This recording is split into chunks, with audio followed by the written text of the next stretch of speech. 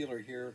Today we're in Umbria near the town of Todi, and we're doing our continuation of plein air painting. We're painting a wonderful scene here, a landscape with a building and some bales, and it's a beautiful light, and it's sort of reminiscent of the paintings that Cezanne and the Impressionists and even Corot did. He would do these ancient buildings and look for these simplified geometric patterns, and so I'm just going to continue to paint here, and the camera's going to pan around to show some of the students.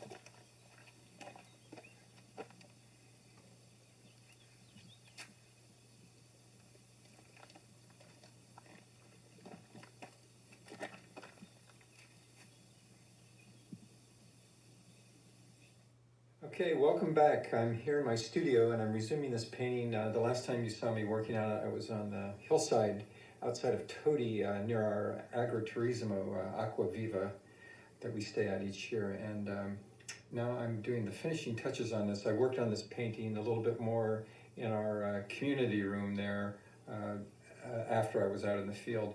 But what I'm going to show you here now is another painting that I did of the same scene. So what you're looking at here now is a sunrise that I did of the same antique building, and I actually got up before sunrise, so I was there when the sun came over the hill. And it's a small painting, it's 6 by 24, and it's in a private collection in Philadelphia.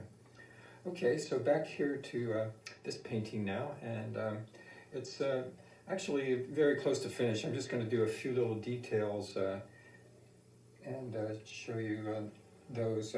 So what I'm going to be working on here right now is some details in this far distant field. And I have a photograph of the scene here to help refresh my memory. So hopefully you can see this. The camera is zooming in on these little details here.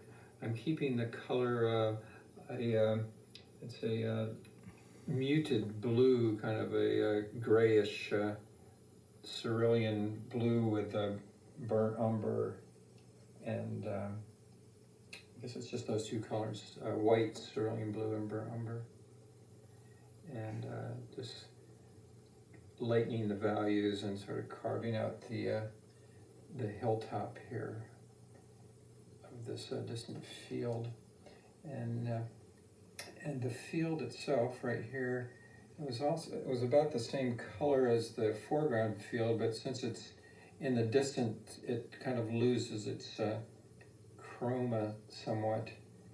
Its intensity is what chroma means, and it gets a little more bluish. It's that effect that I mentioned before called sfumato. It's the word that Leonardo kind of invented or popularized that phenomenon of misty distances. So now I'm going to go into the sky behind it. Oops, I got a little other color in there. Just looking for white here now. I got a little bit of burnt umber there in my paint. Okay, so there's a row of trees here, and I'm just kind of carving out their silhouette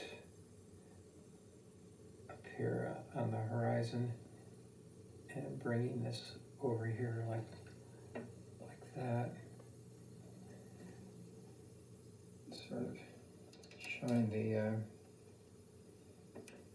contour of the field. And as we go back in space, once again, the edges get softer and less crisp.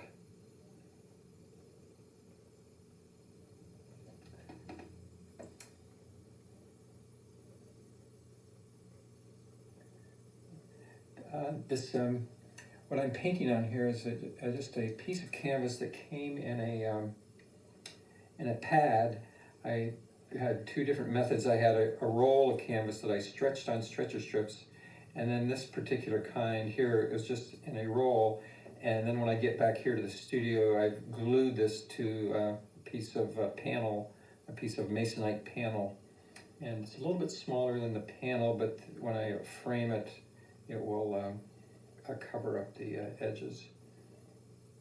One little thing that's happening here is a cast shadow, and it's right there. There's a tree here, and the sun's coming from this direction, and that's why there's a shadow there.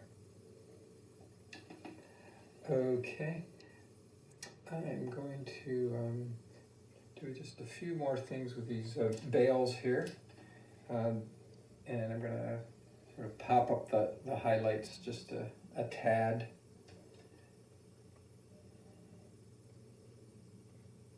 There's a bright light shining on them, the light coming from this way. You can see the cast shadows here and on everything else.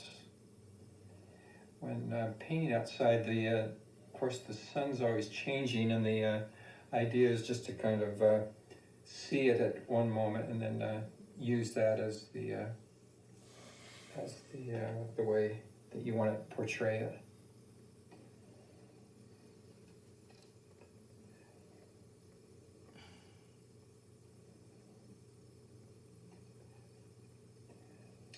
Okay, I think that's just about all that I need to do here. So once again, this one was nearly finished. I just wanted to do a few final little details to it. So this is how this particular painting has come to a conclusion. Thanks so much for your attention.